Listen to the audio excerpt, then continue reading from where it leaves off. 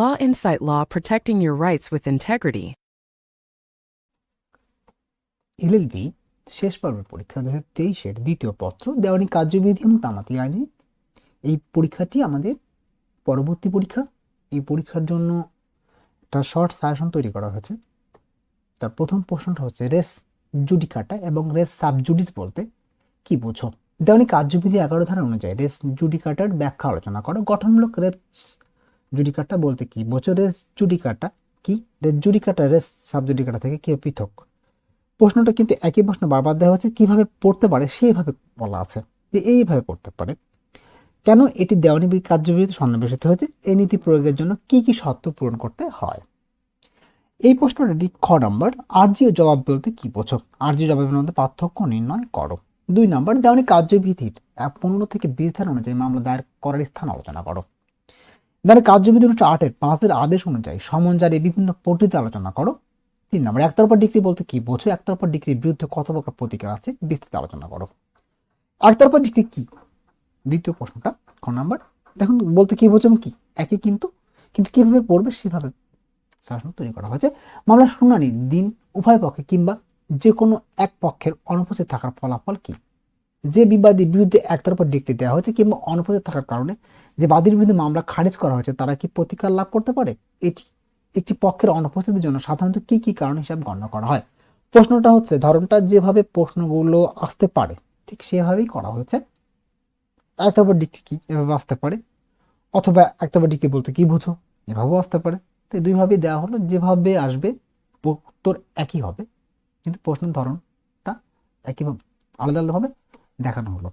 দেওয়ানি আপিল ও দেওয়ানি রিভিশন বলতে কি বোঝো। দেওয়ানি আপিল আদালতের ক্ষমতা আলোচনা করো। দেওয়ানি আপিল ও দেওয়ানি রিভিশনের পার্থক্য বিস্তারিতভাবে আলোচনা করো। কখন আপিল দায়ের করা যায় না। বাংলাদেশের বিভিন্ন দেওয়ানি আদালতের গঠন, এখতিয়ার, কার্যবলী আলোচনা করো। অধিকতর কম খরচ ও দ্রুত বিচার জন্য তুমি কি এই আদালতের ব্যবস্থা অবকাঠামোর কোনো পরিবর্তন প্রস্তাব করবে। প্রশ্নগুলো দেখে মনে হচ্ছে খুবই বড় প্রশ্ন, কিন্তু উত্তরগুলো যখন লিখতে যাবেন তখন আপনাদের খুব সংক্ষিপ্তভাবে এবং যেটা না লিখলেই না, এবং ওর মধ্যে বিষয়বস্তু সম্পর্কে দিয়ে লিখবেন। আমি একটা উত্তর তৈরি করেছি, উত্তরটা আগামীকাল ভিডিওতে দেওয়া হবে। এখন একটা ডিসক্রিপশন বক্স থাকবে, ডিসক্রিপশন বক্সে ওই উত্তরের লিঙ্ক দেওয়া থাকবে আমার ওয়েবসাইটে, সেখানে গিয়ে আপনারা সংক্ষিপ্ত উত্তরগুলো দেখে নিতে পারবেন। এবং পূর্ণাঙ্গ মার্ক পাওয়ার মতো উত্তরগুলো তৈরি করা আছে, সংক্ষিপ্ত না একেবারে, একদম পূর্ণাঙ্গ মার্ক পাওয়ার মতো উত্তরগুলো তৈরি করা হয়েছে, যেগুলো পড়লে আপনাদের সহজে মনে থাকবে। 5 নম্বর প্রশ্নটা দেওয়ানি কার্যবিধি কি সম্পূর্ণ কার্যগণের সংক্রান্ত, যদি না হয় তবে তার ব্যতিক্রম কি আলোচনা করো। মূল আইন ও পদ্ধতিগত আইনের সংজ্ঞা দাও এবং ব্যাখ্যা করো। মূল আইনের ভূতাপেক্ষা কার্যকারিতা আছে কিনা তা যুক্তি সহকারে ব্যাখ্যা করো। কতদূর পর্যন্ত দেওয়ানি কার্যবিধি পদ্ধতিগত, এই প্রশ্নটা কিন্তু খুব ইম্পর্টেন্ট একটা প্রশ্ন মূল আইনের পদ্ধতিগত আইনের। এই প্রশ্নটি আসতে পারে। 6 নম্বর বাংলাদেশের বিকল্প বিরোধ নিষ্পত্তি বিভিন্ন ধরনের আলোচনা করো। মধ্যস্থতা সালিশ বলতে কি বোঝো। 1908 সালের দেওয়ানি কার্যবিধি 89 ধারা অনুযায়ী মধ্যস্থতা সংক্রান্ত বিধান আলোচনা করো। এই প্রশ্নটা আসতে পারে, এটা খুবই ইম্পর্টেন্ট। ইন্টারপ্রিটার বা নিঃস্বার্থ ব্যক্তি মামলা বলতে কি বোঝো। স্থানীয় পরিদর্শন স্থানীয় তদন্তের মধ্যে পার্থক্য আলোচনা করো, অথবা ডিগ্রি জারির পদ্ধতি আলোচনা করো। দেওয়ানি কার্যবিধি 60 ধারা অনুযায়ী কোন কোন সম্পত্তি ক্রয় করা যায় না, অথবা 1908 সনের দেওয়ানি কার্যবিধিতে কোন ধারা আদেশ ও নিয়ম বিভক্ত করা হয়েছে, এদের মধ্যে পার্থক্যগুলো কি। 7 নম্বর আদালতের সহজাত ক্ষমতা বলতে কি বোঝো। খুবই ইম্পর্টেন্ট প্রশ্ন। কখন এই ক্ষমতা প্রয়োগ করা যায় উদাহরণ সহ ব্যাখ্যা করো। যেখানে আইনের সুনির্দিষ্ট বিধান রয়েছে সেখানে কি আদালত তার সহজাত ক্ষমতা প্রয়োগ করতে পারে। আপিল কি? আপিল আদালতের ক্ষমতা বর্ণনা করো। আপিল পর্যায়ে অতীত সাক্ষ্য কি নেওয়া যায়, তোমার উত্তর সপক্ষে যুক্তি দাও। খ নম্বর রিভিশন কি কি কি কি ভিন্ন কারণে বাংলাদেশের সুপ্রিম কোর্টের হাইকোর্ট বিভাগে রিভিশন আবেদন করা যায়। রিভিশন কিভাবে রিভিউ হতে ভিন্নতর। রিভিউ কি কি কারণে একটি ডিক্রি বা আদেশের রিভিউ করা যেতে পারে। রিভিউ আবেদন গ্রহণ বা নাকচ করার আদেশ কি আপিলযোগ্য। দেওয়ানি কার্যবিধির কোন ধারায় 1887 সালের স্মল কজ কোর্টস অ্যাক্ট এর অধীনে গঠিত আদালতের ক্ষেত্রে প্রযোজ্য নয় তা বর্ণনা করো। 10 রায় ডিক্রি আদেশের সংজ্ঞা দাও। খুব ইম্পর্টেন্ট প্রশ্ন, এদের মধ্যে পার্থক্য নির্ণয় করো। রায় পূর্ববর্তী ও রায় পরবর্তী ক্রোক বলতে কি বোঝো। মূল ডিক্রির বিরুদ্ধে কিভাবে আপিল করা যায় ব্যাখ্যা করো। এই প্রশ্নটা কিন্তু খুব ইম্পর্টেন্ট, এবার আসার মতো একটা প্রশ্ন। অথবা একটি মামলা রায় বলতে কি বোঝো। ইহা কিভাবে ডিক্রি হতে পৃথক।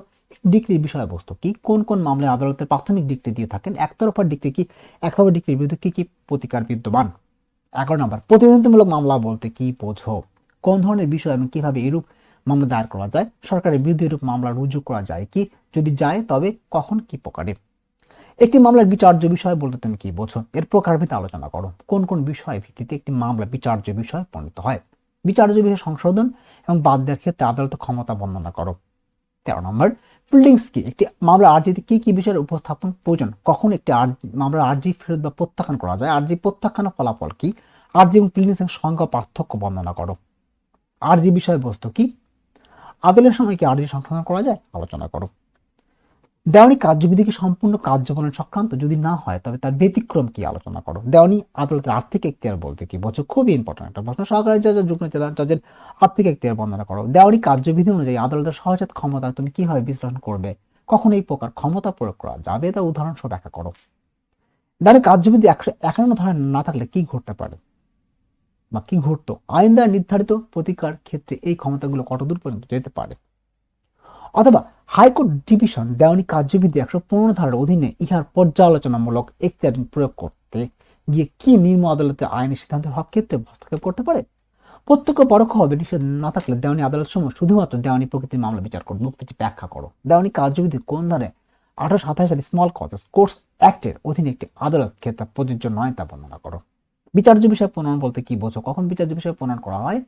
বিচার্য বিষয় প্রণয়ন পদ্ধতি কি কি? কখন আইন ও ঘটনাগত বিচার্য বিষয় একই মামলা উদ্ভূত হয় যা প্রথমে নিষ্পত্তি করতে হয়?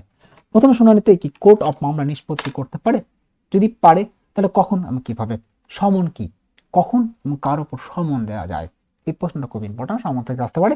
সমন জারির বিভিন্ন পদ্ধতি বর্ণনা করো। সমন জারির বিকল্প পদ্ধতি কি? কোন ব্যক্তির উপর সমন জারি হলে কিভাবে আদালত তাকে উপস্থিত হওয়ার জন্য বাধ্য করতে পারে? প্রত্যক্ষ পরোক্ষ হবে নিষেধ না থাকলে দেওয়ানি আদালত শুধুমাত্র দেওয়ানি প্রকৃতির মামলা বিচার করবে। উক্তিটি দেওয়ানি আদালত আঞ্চলিক ও আর্থিক বিষয় সম্পর্কিত এখতিয়ার আলোকে আলোচনা করো। মামলার পক্ষ ও কারণ সংযোজন সংক্রান্ত নিয়মাবলী আলোচনা করো। মামলার পক্ষ কারণ অপসংযোজন আপত্তি কখন করা যায়? এরূপ কারণ কি মামলার খারিজ করতে পারে? দেওয়ানি আদালতে যে সকল কাজে কমিশন নিয়োগ করতে পারে তা যথাযথ উদাহরণ সহ আলোচনা করো। আদালতে এলাকা বহির্ভূত স্থানে একটা সাক্ষীর জবানবন্দি কমিশন গ্রহণ করার পদ্ধতি বর্ণনা করো। এই প্রশ্নটা ইম্পর্টেন্ট। অথবা দেওয়ানি কার্যবিধি অনুযায়ী পোপারকে যে সকল ক্ষেত্রে পোপার হিসেবে মামলা দায়ের অনুমতি দরখাস্ত প্রত্যাখ্যাত হয় তা আলোচনা করো। এই যে সাজেশনটা দেওয়ানি কার্যবিধির, এই প্রশ্নটা খুবই ইম্পর্টেন্ট একটা সাজেশন। এই সাজেশন দেখে আপনারা পড়লে অবশ্যই কমেন্ট পাবেন। আর এই প্রশ্নটার যে পিডিএফ লিঙ্কটি আমার এই ভিডিও ডিসক্রিপশন বক্সে দেওয়া থাকবে, সেখান থেকে আপনারা ক্লিক করে আমার ওয়েবসাইটে গিয়ে এটা দেখে নিতে পারবেন। আর এই প্রশ্নগুলো উত্তর কালকে প্রায় সবগুলো দিয়ে দেওয়া হবে ভিডিওর মাধ্যমে, এবং ভিডিওর ডিসক্রিপশন বক্সে প্রশ্নের লিঙ্ক দেওয়া থাকবে উত্তরের, সেখানে ঢুকে আপনার উত্তরগুলো দিয়ে দেখে নিতে পারবেন। সাজেশন দেখে মনে হচ্ছে অনেক বড় সাজেশন, কিন্তু উত্তর দেখার পরে আপনারা উত্তরগুলো পড়লেই আপনাদের ভালো লাগবে এবং সহজে মনে রাখতে পারবেন এবং লিখতে পারবেন এবং পূর্ণাঙ্গ মার্ক পেতে পারবেন। ধন্যবাদ সবাইকে, সবাই ভালো থাকবেন।